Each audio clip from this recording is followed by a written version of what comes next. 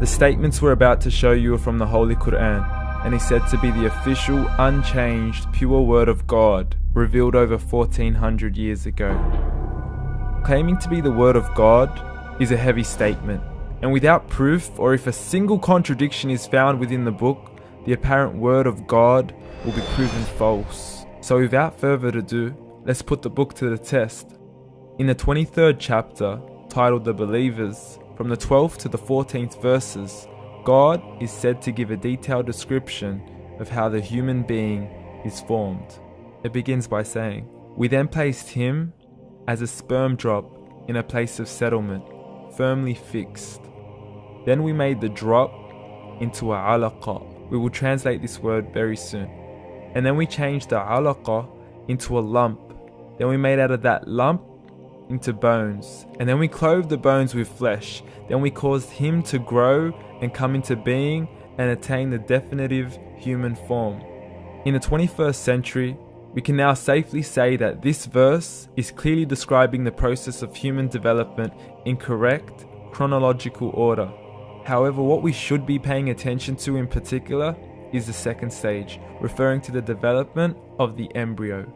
The specific word used to describe the embryo in this verse is the word alaqa. The word alaqa, when translated into English, can mean three separate things. Firstly, a blood clot, or to be suspended, that is to be hanging or clinging to something, or thirdly and finally, a leech. Now, all three definitions don't come anywhere near what we perceive to be the human embryo. So, why are these words used, and what significance do they share with the human embryo? Can the embryo be described as a blood clot? Well, what do you think?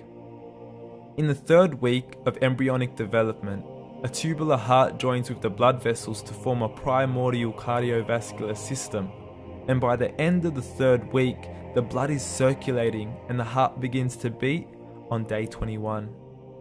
The first thing that comes to mind in regards to being suspended or hanging is the umbilical cord.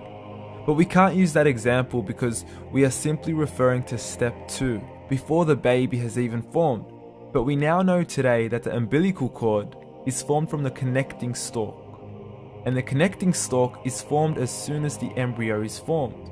The embryo's connecting stalk has even been described by John Allen and Beverly Kramer as an object to suspend the developing embryo in the extra embryonic column. So an embryo is suspended and does have a strong resemblance with a blood clot.